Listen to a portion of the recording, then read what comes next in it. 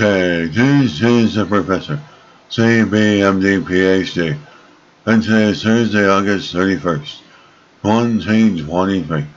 It is 5:00 and 10 seconds, AM Eastern Standard Time, and today's research, recycling carbon dioxide. So let's jump to it here.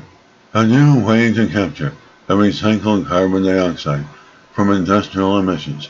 Date August 30th, 2023. Source: American Chemical Society.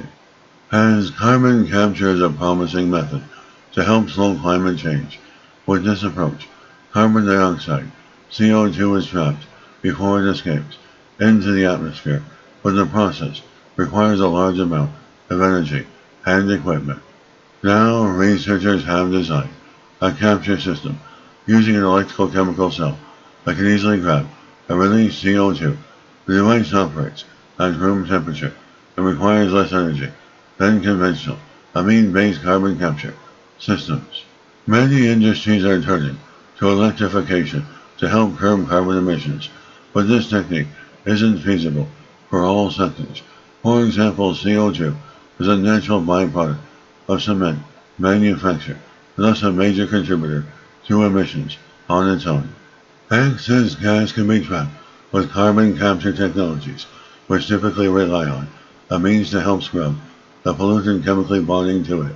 But this also requires lots of energy, heat and industrial equipment, which can burn even more fossil fuels in the process.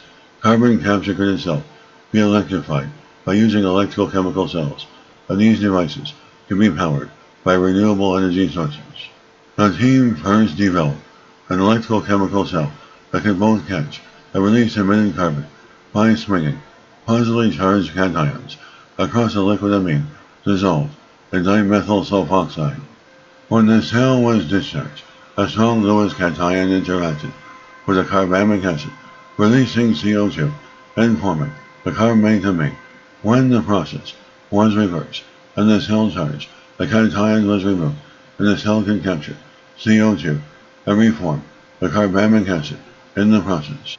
The researchers optimized the ion swinging process with a combination of potassium and zinc ions. In the prototype cell, they used these two ions as a basis for the cell's cathode and anode. The cell required less energy than other heat-based cells and was competitive with other electrical chemical cells in initial experiments. Additionally, they tested the device's long-term stability and found that nearly 95% of the original capacity was maintained after several cycles of charging and discharging, demonstrating that the system was feasible.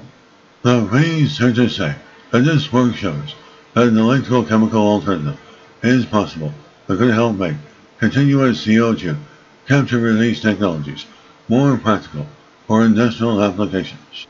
And this is a professor of space technology, advanced physics, mathematics, computer science, and leader of research.